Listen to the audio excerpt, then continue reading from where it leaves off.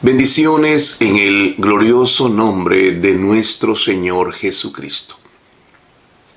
A Él sea la gloria por los siglos de los siglos. Él es digno de nuestra adoración. Soy el pastor Francisco Teodoro y voy a compartir con ustedes una serie de enseñanzas acerca del libro de los Efesios. Es interesante cómo es tan importante entender el corazón de Dios a través de la palabra de Dios que nos ha sido dada y poderla comprender en la dimensión como Dios ha querido hacerlo por medio de su Santo Espíritu. Y para comenzar debo mencionar que el apóstol Pablo escribió esta carta estando preso en Roma. En ese tiempo el emperador de Roma era Nerón y ya había decretado la sentencia de muerte sobre el apóstol. Él estaba viviendo una condición tremenda y en medio de esa condición él escribió 4 epístolas que fueron distribuidas a las iglesias. Una de ellas es la epístola a los Efesios. Esta es la etapa final del apóstol Pablo escribiéndole a la iglesia de Éfeso, la cual él había constituido. Recuerde que en el libro de los Hechos, cuando Pablo quiere ir a Asia Menor, el Espíritu Santo lo redirecciona, le impide que vaya ahí y va a Macedonia, donde fundó la iglesia de Tesalónica. Impresionante. Pero en el segundo viaje misionero, Pablo pasa por la iglesia de Éfeso y ahí está Aquila y Priscila. Ahí llega a Apolos a predicar sobre la ley y luego a través de Aquila y Priscila él entiende mejor el evangelio de la gracia y trae tremenda profundidad a una vida como Apolos, que se hizo un gran predicador. En el capítulo 1 del libro de los Efesios es interesante entender que esto tiene 6 capítulos, el libro de los Efesios. Los primeros 3 son fundamentalmente doctrinales. Los siguientes 3 están determinados para cómo vivir. Es decir, si lo ilustramos de esta manera, los primeros 3 capítulos es el cimiento, es la raíz y es lo que sustenta los siguientes 3 capítulos, que son la manera de vivir aquí en la tierra para dar gloria al nombre de nuestro Señor. Es decir, que la raíz no está separada del fruto. La gran mayoría de veces nosotros escuchamos sermones de cómo nosotros debemos de vivir en la vida, pero solamente hablamos de las consecuencias o la manera como debería ser. Pero esto no está separado de la raíz. Primero es la raíz, es la parte doctrinal.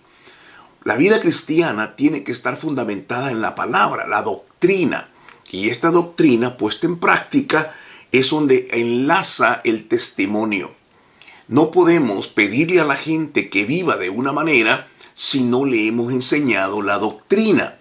La doctrina es fundamental, es el cimiento, es la estructura de la vida cristiana. Es cuando conocemos el corazón de Dios, la palabra de Dios, y eso hace en nosotros la convicción que produce esa fe para poder transmitirla y vivirla conforme a esa dimensión y consecuencia de la doctrina, viviéndola directamente en la vida práctica. Eso es lo importante. Un ejemplo, el capítulo 6 habla de la armadura de Dios. Pero ¿cómo le podemos hablar de la armadura de Dios a un soldado si no lo hemos entrenado? ¿Cómo lo podemos enviar a la guerra si no le hemos dado los cimientos, los fundamentos, el propósito? Y eso solamente es dado por la palabra de Dios. En el capítulo 1, para comenzar, el apóstol Pablo dice, le estoy escribiendo, dice, por la voluntad de Dios, dirigida a los santos y fieles en Cristo Jesús. Es decir, que esta epístola no es para el mundo. Tampoco es para aquellos que todavía no han madurado en su fe. Esto es aquellos santos y fieles en Cristo. Hay una hay una determinación clara, un enfoque claro del apóstol a quien se lo está escribiendo, a una iglesia con el único objetivo de que vaya consolidando su madurez. Dice a los santos y fieles en Cristo Jesús que están en Éfeso, que la gracia y la paz de nuestro Dios y Padre y del Señor Jesucristo sean con todos ustedes. Es decir, esta carta tiene un destinatario especial. Aquellos que son santos y fieles. No está escrita para aquellos que están todavía vacilando en la vida cristiana, que están entrando y saliendo. No, esto ha dirigido a aquellos que verdaderamente han entendido que la vida de Cristo tiene que ser formada en sus corazones. El versículo 3 dice: bendito sea el Dios y Padre de nuestro Señor Jesucristo, que en Cristo nos ha bendecido con toda bendición espiritual en los lugares celestiales. Dios nos escogió antes de la fundación del mundo para que en su presencia seamos santos e intachables por amor.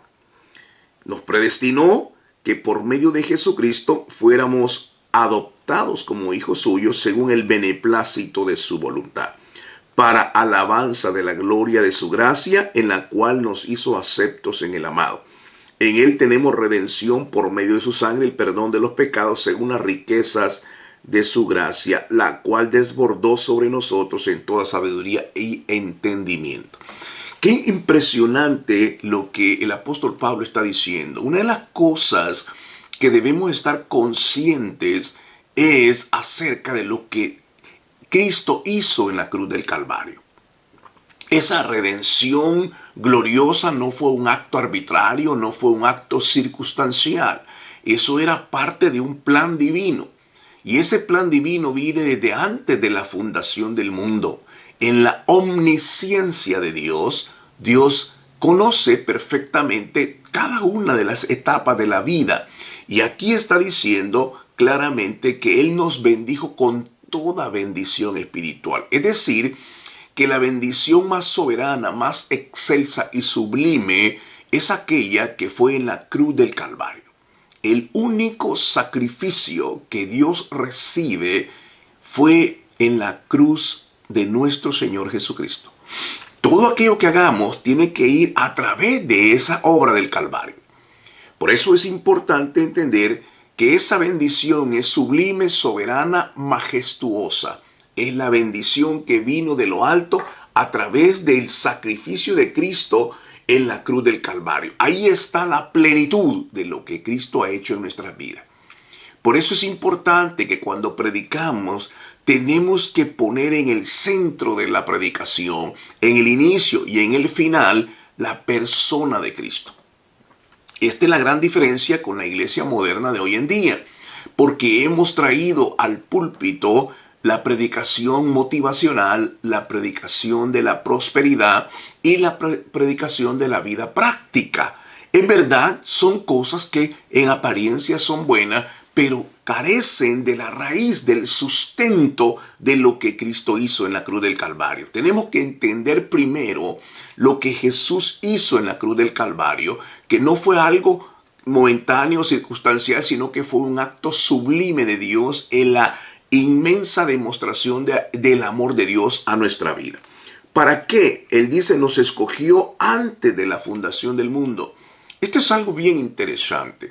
Dios había ya preparado de antemano lo que iba a ser la iglesia. Los escogió, aquellos que verdaderamente iban a responder al llamado, al amor, a la acción del Calvario, que lo iban a entender. Este es el propósito. Aquellos que reconocen su pecado y que están perdidos, que están en una naturaleza caída y cuyo destino es básicamente en esa condición el infierno mismo, la condenación eterna, la separación de Dios. Y que no hay otro camino más que el único camino que ha sido establecido en la persona de nuestro Señor Jesucristo. Ahora, ¿para qué nosotros tenemos esa revelación? ¿Para que podamos hacer dinero aquí? ¿Para que vivamos y nos divirtamos aquí? No, por supuesto que Cristo no murió para eso.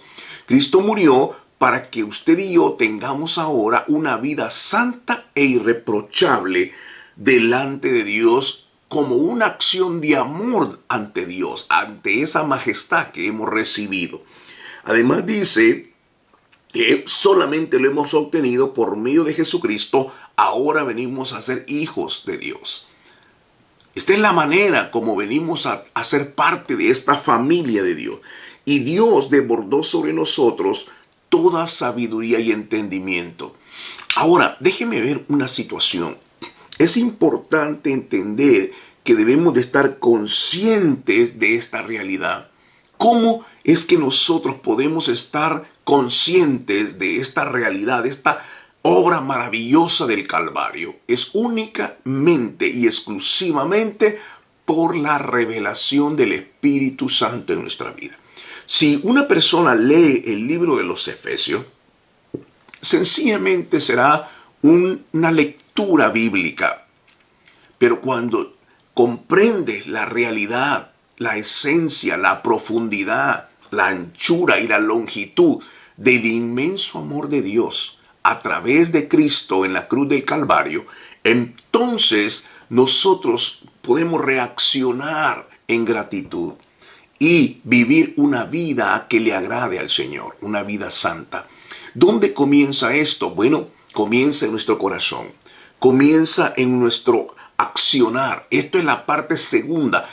Lo que hace que podamos funcionar en la vida práctica de una manera con un buen testimonio es el conocimiento de la doctrina, es el conocimiento de la palabra. Tenemos que conocer la Escritura, tenemos que saber exactamente qué hizo el Señor Jesucristo, por qué lo hizo y qué es lo que significa para mí. No es acerca de una historia, no es acerca de simplemente asistir a la iglesia, es un estilo completamente cambiado y transformado por el poder del Espíritu Santo. La evidencia de una vida santa no es que vamos a la iglesia. La evidencia de una vida santa es un corazón transformado, un corazón que verdaderamente ama la justicia y la verdad, ama la santidad de Dios y también se aleja del pecado. Tiene una dicotomía, es decir, vamos en la dirección hacia la bendición, al conocimiento y al amor de Dios, pero también nos vamos alejando de todo lo que el mundo nos ha ofrecido. Y esa es la manera como vamos caminando en la vida cristiana y ejercemos ese testimonio primeramente en nuestra casa. Es ahí. Ahora, esto es independientemente de lo que ocurre alrededor. Lo que sucede en el mundo, eso hay cosas que no tenemos absoluto control. Pero sí podemos nosotros venir y tomar las Escrituras y empezar a escudriñarlas y darnos cuenta que toda la Escritura se trata de la persona de nuestro Señor Jesucristo y de su inmenso amor hacia nosotros. De eso se trata. La vida cristiana no es algo que nosotros podemos decir que vamos en una actitud de que somos cristianos el domingo, pero no durante la semana. La vida cristiana es una completa transformación, es un hombre nuevo, es algo que empieza a reflejar y a brillar con la luz de nuestro Señor Jesucristo. ¿Dónde comienza en nuestra vida? ¿Cuál es el testimonio? En nuestra casa. Es ahí donde se revela esto. Así es que, querido hermano, yo espero que podamos ir aprendiendo algo más del libro de los Efesios y vamos a ir compartiendo capítulo y capítulo. Está tan emocionante. Los primeros 3 es un fundamento maravilloso de lo que es la doctrina que el apóstol Pablo está dirigiendo a aquellos que tienen hambre y sed de justicia. Que Dios te bendiga, que Dios te guarde y nos veremos hasta el próximo programa de Intercediendo por la Familia. Hasta entonces.